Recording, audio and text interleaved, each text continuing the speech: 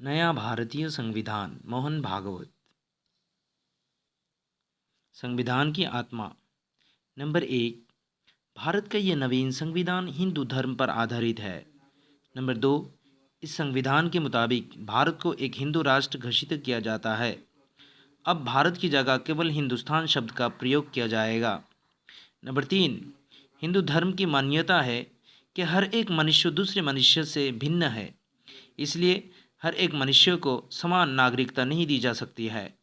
नागरिकता का अधिकार धर्म ही होगा।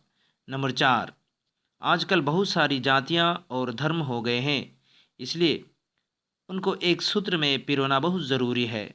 नंबर 5, हिंदू धर्म के अनुसार 4 वर्णों होते हैं। इस संविधान में समस्त जातियों और धर्मों को इन्हीं 4 वर्णों में सम्मिलित किया गया है।